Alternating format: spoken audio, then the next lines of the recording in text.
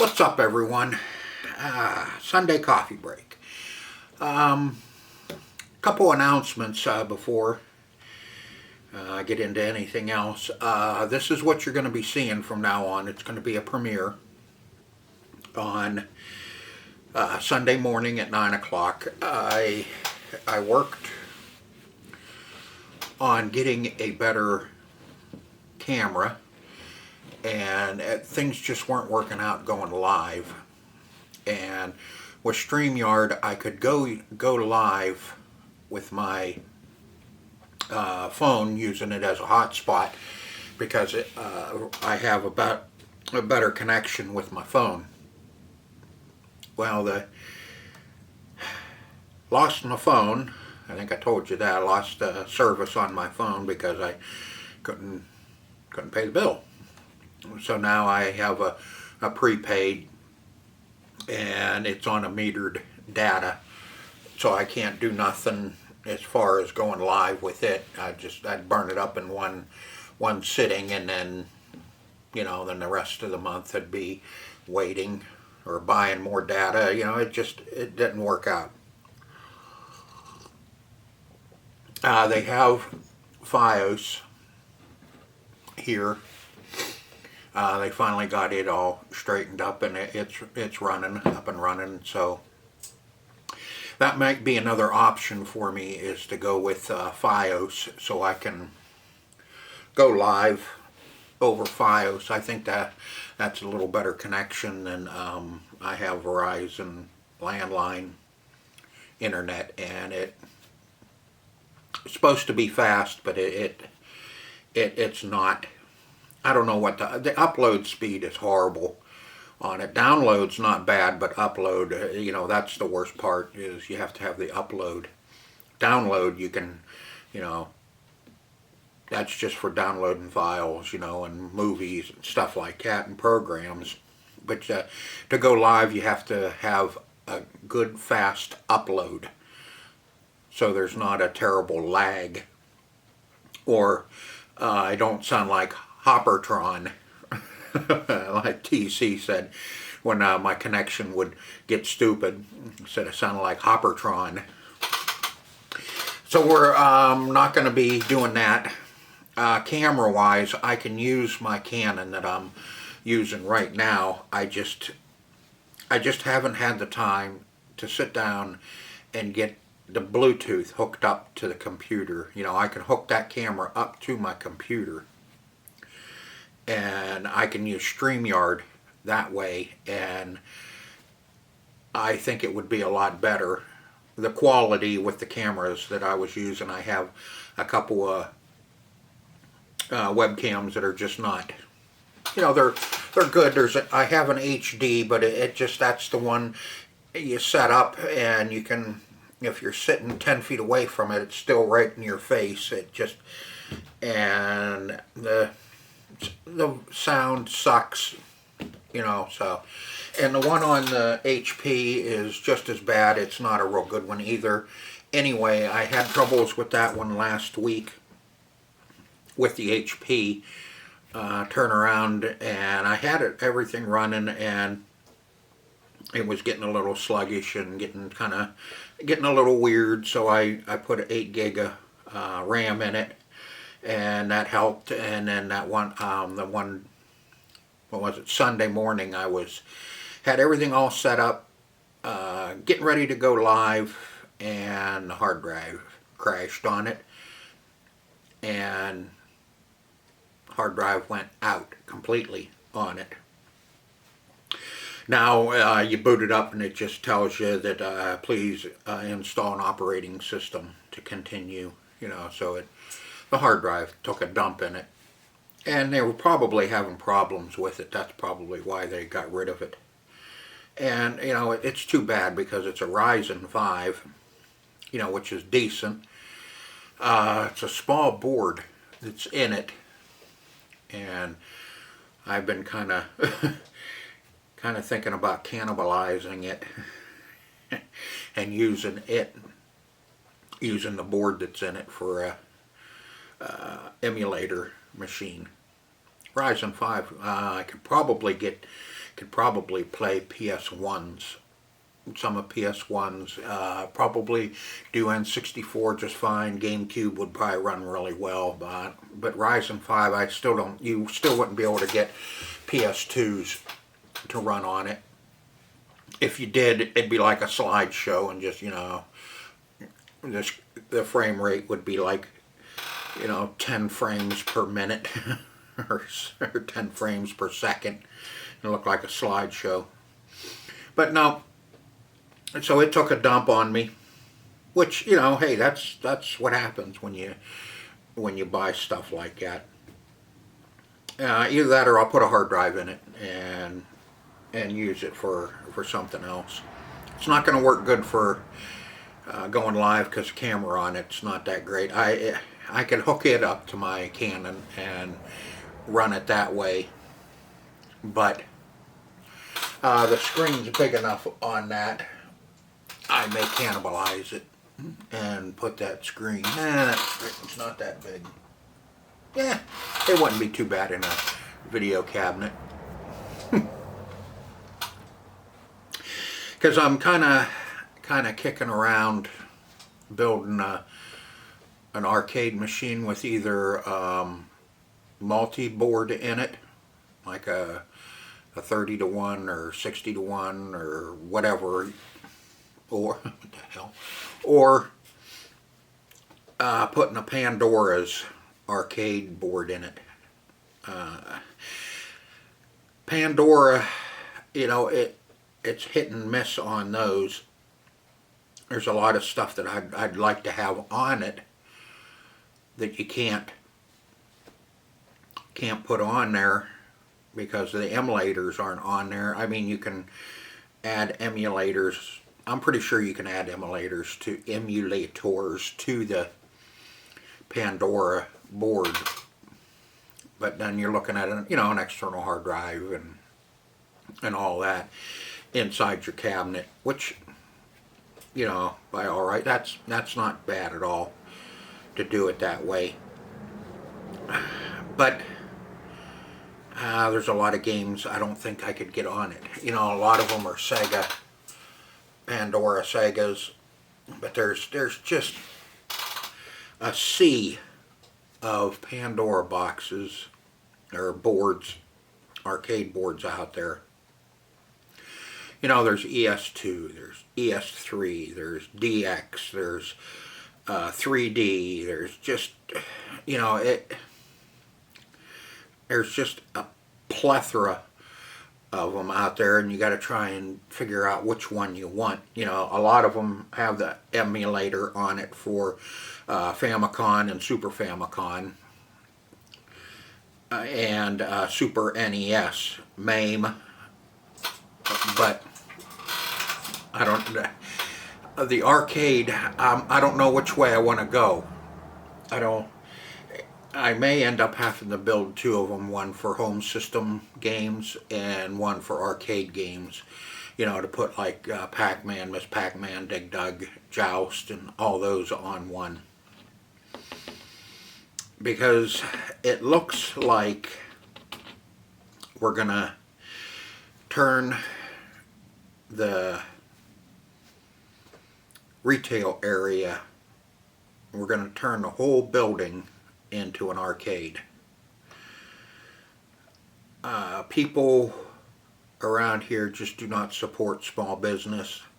They support the arcade during the summer, but they just will not, I don't know, they don't support the retail side of it. We have high-end stuff, and campers around here, I think, are more buy cheap stuff, cheap plastic stuff, you know, that you use, you throw it out. But it's different, you know, and 45 mile away in the outdoor market, we can't keep our high-end stuff in. Sell the same stuff down there as we do up here, and down there we can't keep it in. And it's the same thing, it's all campers people that own cabins, tourists, and stuff like that. But they buy to keep. People with cabins get tired of hauling stuff back and forth from home to their cabin, so they come up and they buy good stuff from us to keep at their cabin. Or what they do, find a lot of it, is they buy high-end stuff from us and they take it home and leave the other stuff at the cabin. Like the Raider knives. The women and men, they get tired of hauling their Raider knives back and forth because, you know, for cutlery, there's nothing better than Raider. It's all made in the United States. Steel and everything's right here in the United States, up in Wisconsin.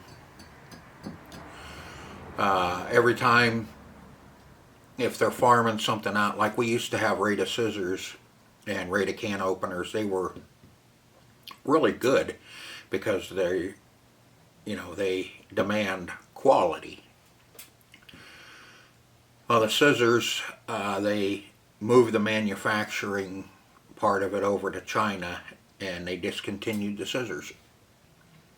And it was the same with the can openers. Can openers were still being made here in the United States, but crank can openers. But the steel was being imported, and they discontinued them.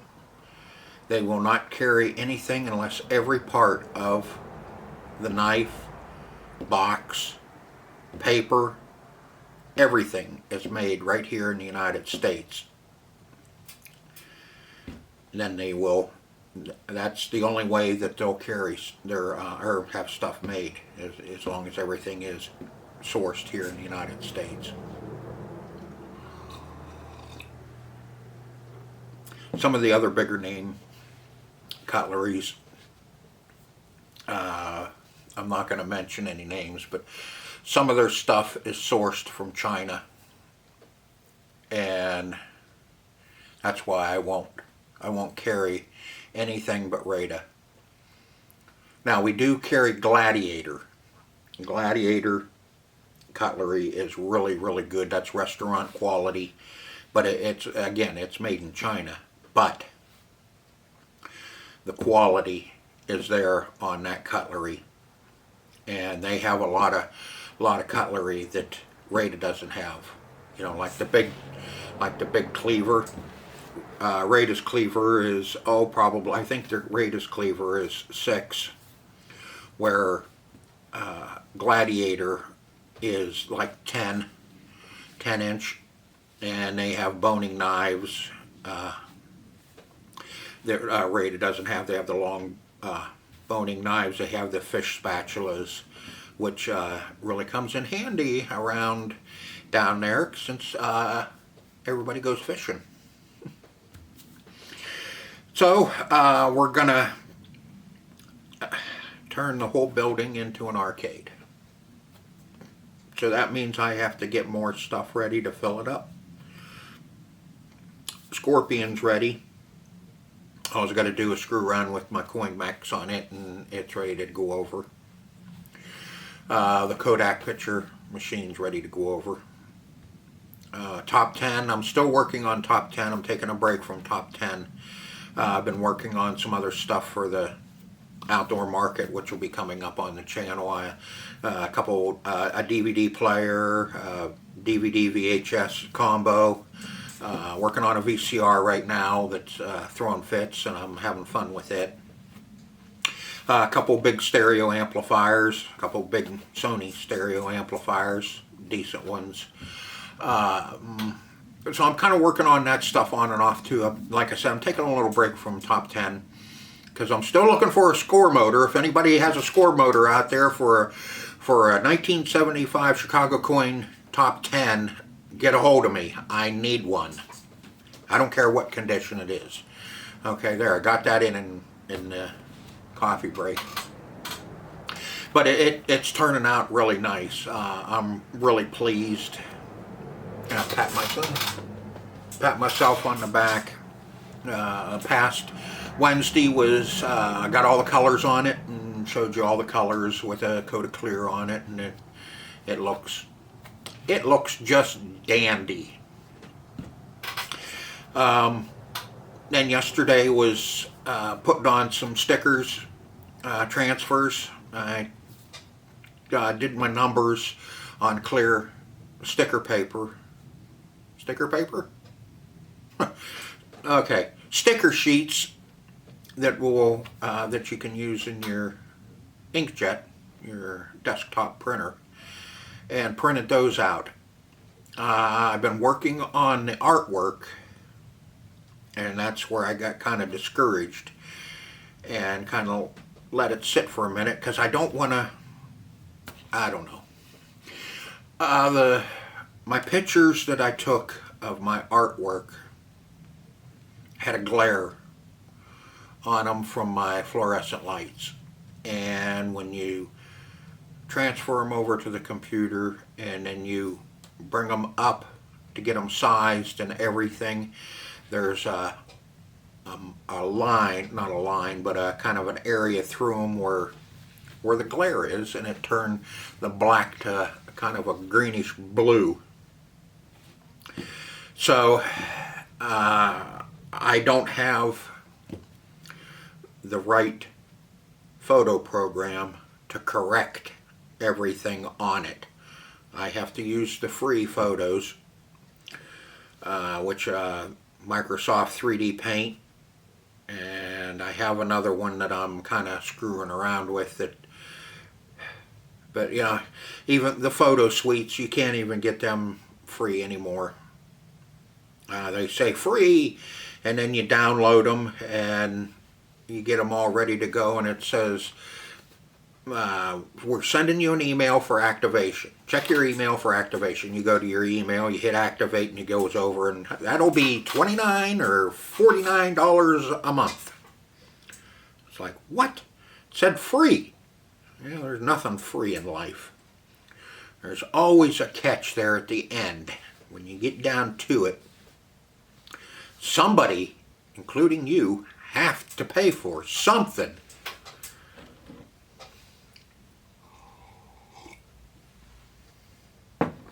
Oh, I was working with the photos on Canva. I use Canva for all my designs for my store and my thumbnails and my intros and all that. And I use the free version of Canva because they let you use quite a bit of stuff with the free version. With the Pro, you could tell when I had the Pro because my emojis were a lot more vibrant, and there's a lot more stuff on there that you can do when you have the Canva Pro. But I was able to correct a lot of it, but not all of it. Especially on the trumpet. That's the one that I've been working with. I'm looking at it right over there. If you give me 1 second, I'm gonna...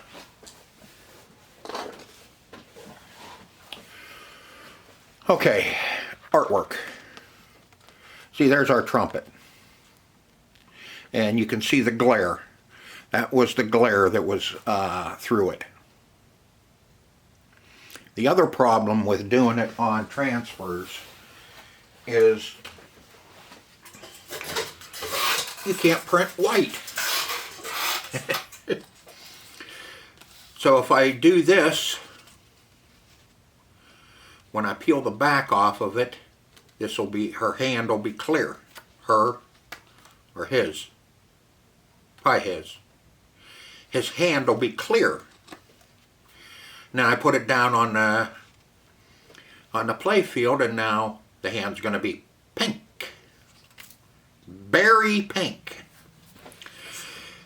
So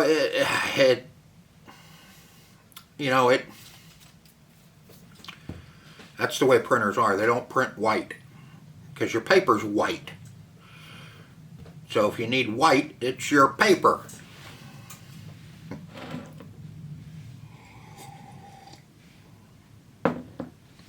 But I think the rest of it I need to work on the other parts of it. This was really ratty looking when I first got it.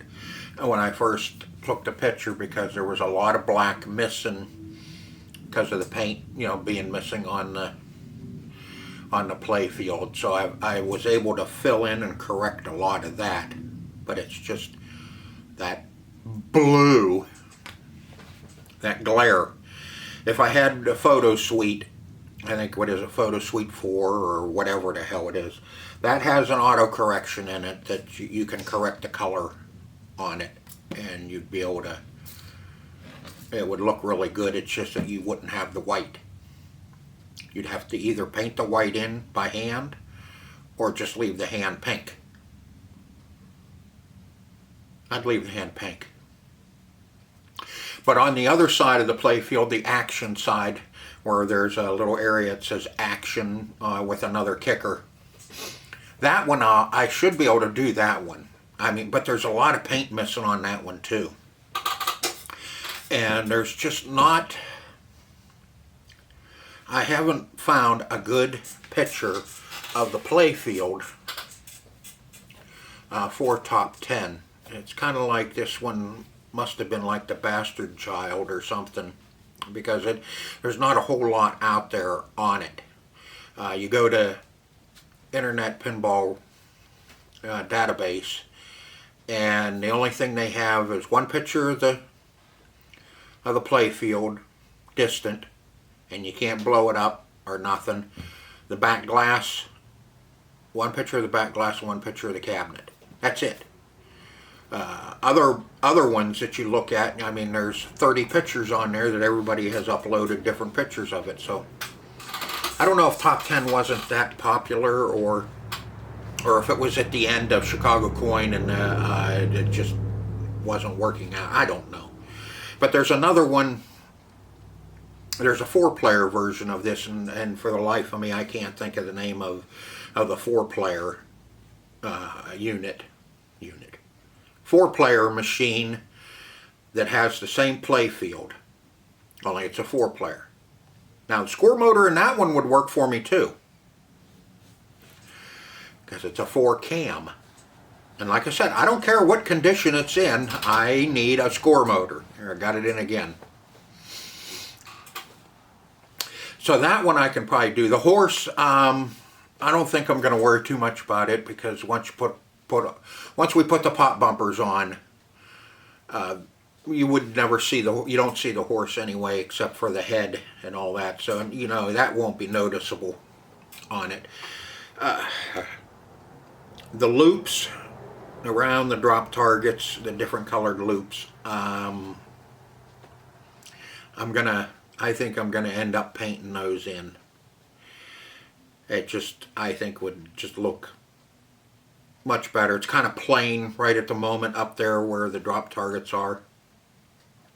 And that's the other problem I had with this print on acetate or sticker paper, whatever you want to call it, is I printed the country, soul, jazz, pop, and rock in their respective colors, but when you bring them out, I mean, they look great on paper. You peel them, you stick them on the black, they disappear. Because even being printed, they're still transparent. Which kind of gives you some other ideas about maybe fixing back glasses that way too. Is if you can print out a sticker and put the sticker over an area on the back glass that's where your paint's missing, it's transparent where the light would still shine through it. Yeah, so there's some possibilities with this paper, doing some different things. Our back glass for Top 10, there's just no hope for it, unless we scrape it all off and put a big sticker on it that says, "I'm Top 10." But that, it's tough. I started working on parts for the play field too. And that's where I kind of left off on top 10. This week I'm getting back on it. I should have some stuff done that I want to get done, and then I can start working back on that play field. I worked on the plastics for it. I made up one plastic that we were missing on the kicker. Still same thing, trying to get the right look to put it on, you know, just on the sticker, the transfer to put it on the back, on the plastic I made for it. It'll look good, just if I can get it where the way I want it. The rails, the top apron, all that stuff. I've been working on that stuff, getting it all cleaned up, painted. It's gonna look, that play field will look nice. If nothing else, we'll have a nice looking play field. And then I'll start on the cabinet. Pretty soon it'll start being a little warmer. I can step outside with it and sand outside, and so I don't have a half-inch layer of dust on everything. That's why when I sanded that play field, I had the shop vac going, and I just kind of followed my sander around with the shop vac, and that worked out, okay. There's still dust on stuff, but not like if I didn't do it at all. So that's going to work out pretty good, I think. Okay, I'm going to take a break.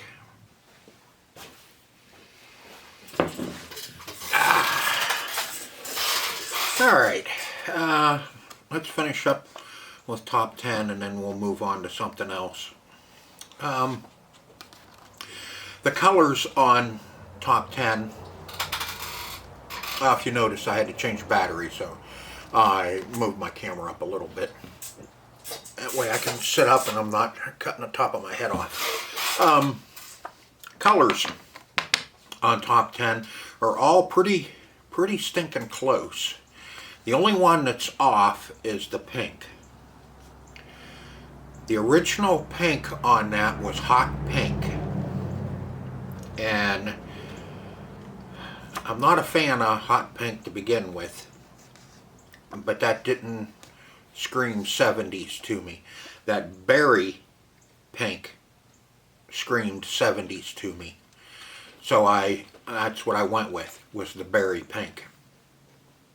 It doesn't matter, it's mine. It's not going anywhere. This is going to be my machine over at the arcade when it's done. So if people don't like the berry pink and want hot pink on it, well then fine, go do your own. Do yours that way. This one's mine. It's mine and you can't have it. I had to paint in all the lines, outlines by hand. You can tell in the video. I thought I did pretty good, as shaky as I am. It turned out pretty good. It screams 70s, where everything is not perfect. All we need to do is put some bell bottoms on it and have some disco playing, and that machine would fit right in. Arrows and that, there's some flaws on it and some screw-ups. I missed a couple areas that I didn't trace, or I traced and didn't cut out. One was the little white triangle for double bonus right in the middle, but I don't care. I think it looks good all one color down there. And up around that top kicker was supposed to be a wood area, and it had action in it, and I don't know what the hell happened.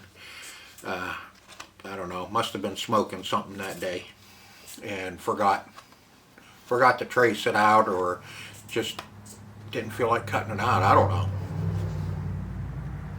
If I was to do it over, I'd probably do the same thing. I like it.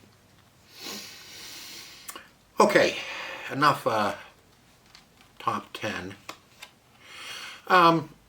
I've had people asking me when I'm going to post on Bald Guy Garage again. I got a couple messages this past week on there. And Chris from... Chris, yeah. He asked me too when I was going to post on Bald Guy Garage. I have a project to post, but I'm missing one piece. I'm missing an air cleaner cover for a little chainsaw. And I know I have one over in the old warehouse, in the old shop. I know there's one over there. I've been going through, and that's why I've been bringing VCRs and DVD players and stuff like that over to go through.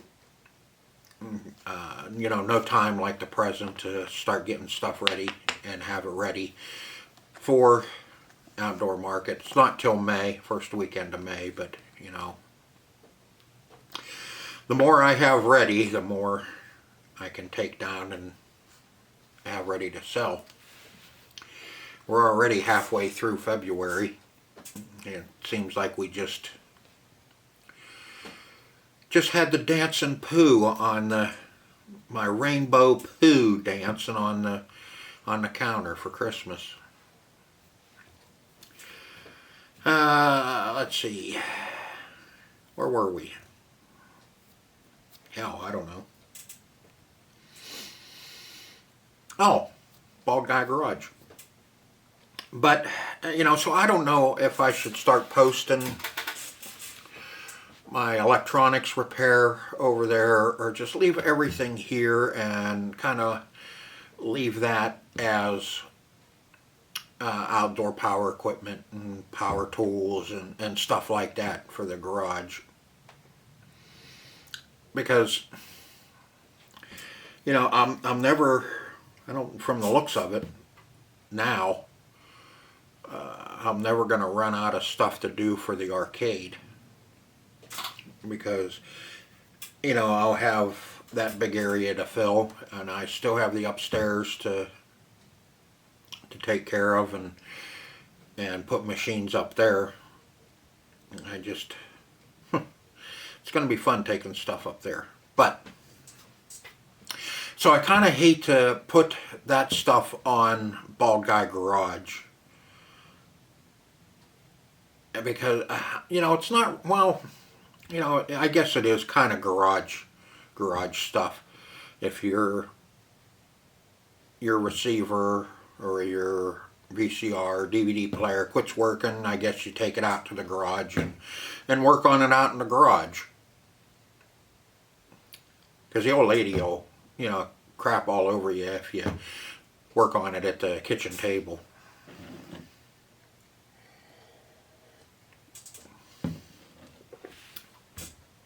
But it still kind of goes along with arcade stuff. Kinda. You know, stereo equipment, arcade, jukebox, yeah.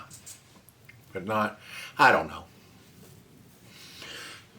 So tell me what you think. If you think I should start posting that stuff over there, or just leave it right here.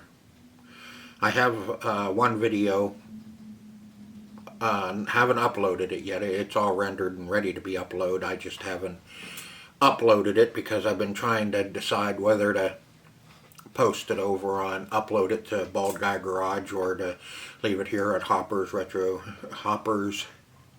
Gaming with Hopper. Man, been a long week. Been out here all week working on stuff. And I don't know, there's no end to it. When I was over the old shop, I just kept, every time I look, I say, oh, there's a project there. Oh, there's another project. Oh, hell, I can take that over and fix that. Yeah, there's a good project. And it's like, holy mackerel, I could spend a month just working on electronics out of the old shop. because some of the VCRs are older VCRs. This one I'm fighting with right now is an older one. It's a mono, and it still has manual tracking on it. And you know, it's a good VCR. It's a Samsung. I think probably I think it's from the 80s, and that's still when Samsung was a decent name. Just like everything, you know, everything's gotten cheapened up so much because we don't fix nothing. We just throw out and buy new. That's why it's hard to find parts for some of that stuff. The older stuff, there's still some parts out there for it, for the older stuff. You know, but the electronics part of it, you know, you can always get the capacitors, the resistors, the channels, you know, the MOSFETs, and all that stuff is still, you can still get all that stuff. But a lot of it's surface mount, and now, so it's kind of hard to do surface mount unless you have a rework station. And on some of those chips, you need a preheater to put your board down, and what it does is it heats the bottom of the board, so when you put your heat to the top, it doesn't take as much, and you're not singeing as much. You know, you don't have a chance of frying everything around it, you know, and scorching the board. You can put some heat to it, and then you can lift the chip. It just, preheater is just the way to go when you're doing surface mounts, unless you're doing the small, you know, small transistor surface mounts or capacitors and stuff like that. Those stuff you can put the little needle nozzle on your rework station, and you can get right down on it, and you can lift them up without any problems. But when you're lifting, you know, like 40, 80, or 100 pin chip, you better have a preheater. You can lift them, but you know, and then you have a lot of cleanup, but you can lift them. It just, you know, you have to keep working around. You have to be really patient, because if you lift up too hard, then you're ripping pads, and now you're, you know, you have to have, trust me, I've been there. It can be done, but you better have a lot of patience to do surface mount ICs. Unless they're small ones, you know, like I said, the 8, 10, 12 pin, even some of the smaller ones that have like 20 or 40 pins, you can get them because they're small enough you can get your heat on it, and it'll loosen them up, and you can pick them right off without pulling pads.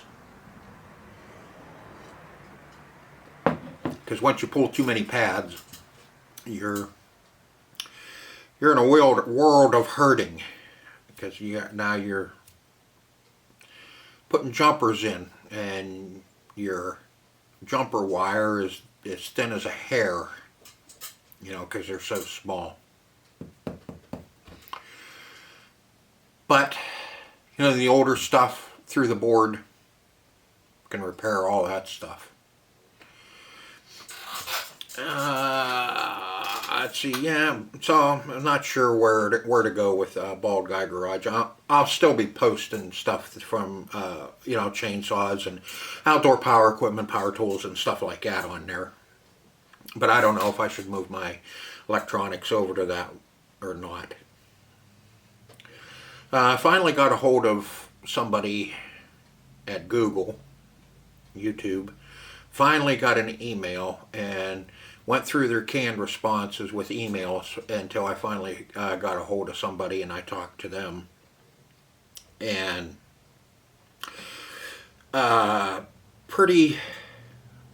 sounds pretty positive right now that my next appeal for the channel, which will be the end of this month, that'll be 90 days. If you file an appeal before the 90 days after you filed an appeal, chances are it'll automatically be turned down.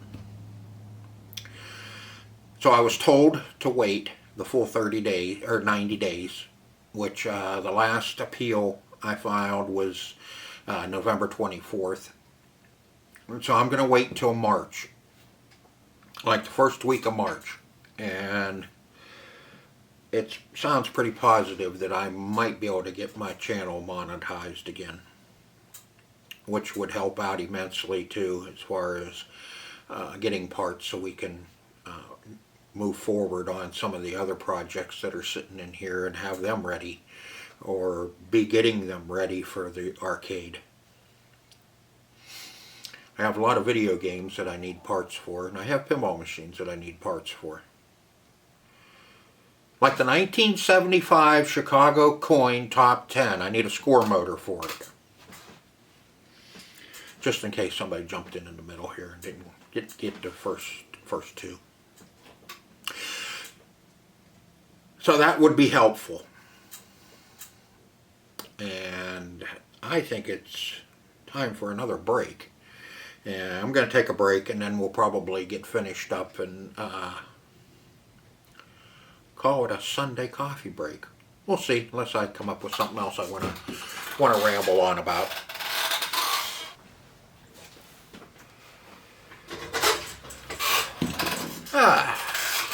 Okay, a couple of things. This week I don't know what I'm going to post. Like I said, I have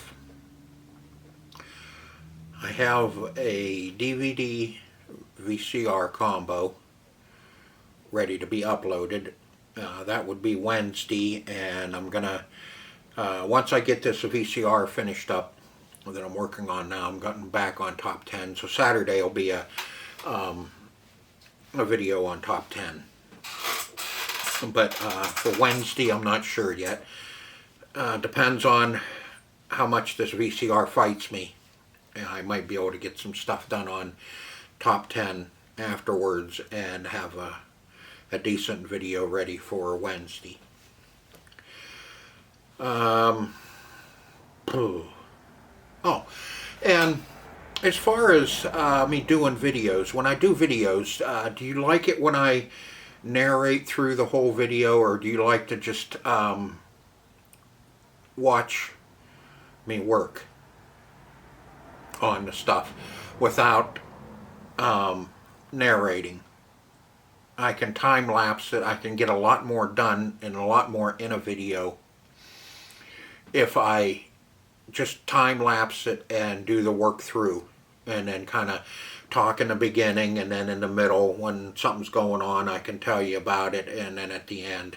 Is it better that way, or would you rather me just kind of keep narrating through the whole thing and not get as much done and not as much into a video? Because there's a lot of stuff that when you're narrating and talking through the whole thing that you have to skip and do the work and then tell, well, this is what I did. Because if you don't, you know, the video ends up being 2 hours long.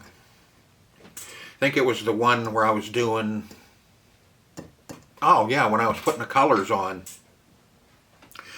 I got all the colors done, took it in, uploaded all the clips, put all the clips into my editor, and it was 1 hour and 50 minutes.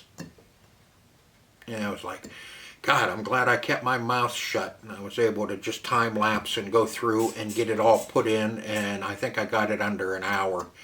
I've been trying to keep my videos under 1 hour or just a little over. Some of them, there's some short ones. Yeah, I know. But I don't know. The long formats where I like to be.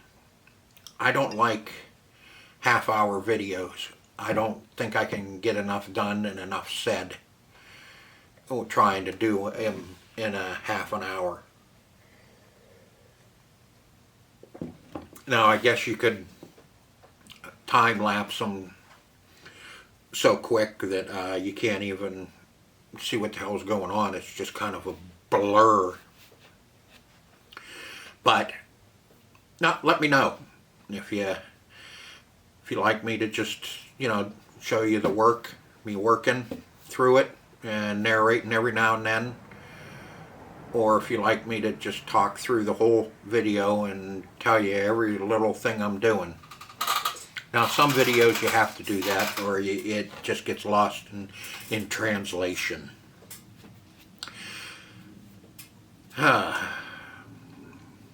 It's fun. You don't get as much done because you're constantly setting up, moving, looking, and you can tell. And sometimes I get in a hurry, and I have my arms in the way, my hands in the way. It's just really tough to always make sure that your camera is where it should be, and it's focused on what it should be. Because I've been working along and I look up at my little viewfinder and I say, oh yeah, all you see is my arm. You don't see what the hell I'm doing. That's where some people are lucky and they have somebody doing the videos for them because they're walking all around, and every time you get in the way they can move. But when you're doing it by yourself, you're constantly focusing on what you're doing, and then you have to focus on the camera. And after you do a segment or a clip, then you have to sit there and look, okay, now the next thing I'm going to do, and make sure the camera's in the right position, and it's not, and and you're in the right position, camera's on one side, you're on the other side working, you're not off to the side and you're working down in here and nobody can see what the hell you're doing. Until you pull up. There, see, it's done. And then you have to make sure everything's right in your area for what you're going to be doing. So you have to think, okay, I'm gonna work on this drop target bank. Okay, screws, Phillips screws. Okay, I need Phillips screwdriver. I need the soldering station or soldering iron. I need flux. I need my solder. Okay, and then you get all set up and you get started and you start working. It's like, oh crap, I need a straight screwdriver, or I need this, I need that. So what do? Do you just leave the camera, keep recording, and go to the toolbox and come back? Or I can't see that, I need my flashlight. Now you got to go get your flashlight and come back and look at it, and shine a light on it. You have to think ahead on all this stuff when you're doing it. Make sure everything is in your vicinity, so you can just kind of step away, grab, and come back in and do it. And make sure all your pieces, parts, if you're assembling like a VCR, that all your circuit boards are sitting right here, that you can get them and start putting them in the Mac and the top, and all that stuff. You just have to make sure everything's in arm's reach, so you're not away from the camera too long. And you have to know where everything is. Not like, oh, now I need my feeler gauges, or I need my mic. Where the hell was that? Where did I leave that at? Is it in the toolbox? You go, So when you're doing a video, it takes twice as long to do a video and get the work done as it does if you just sit down and do the work, because you're not constantly making sure you're in the right position, camera's in the right position, that the camera's actually on and recording, or battery isn't dead. This past video, that happened to me. I got all done doing what I was supposed to, got the clip all done, looked up, screen's black. Yeah, battery died sometime while I was working, and I don't know when until I put it in the editor and start editing clips. So I don't know where I left off at, or where it dumped. Or you look up and it's black, and oh, my battery's dead. No, battery's good. Your SD card is filled. And it only flashes up here in the little corner of my screen. You know, you don't get a beep or anything like that. It just starts flashing red, and then next thing you know, it shuts off. And if you're concentrating on what you're doing, you don't hear the camera go click and shut down, because you're concentrating and you're working. So you leave people hanging. All right, I think I've rambled and bambled and brumbled along enough today. So I will. How about we call it a Sunday coffee break, and boy,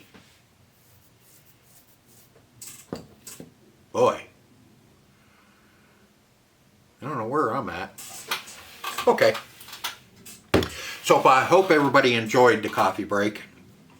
I enjoy doing these. I think I like them a lot better when I can just do the recording and then do a premiere.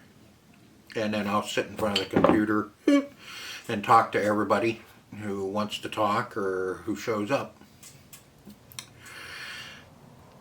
So I hope everybody has a great week, and I will see you again next Sunday on Sunday Coffee Break.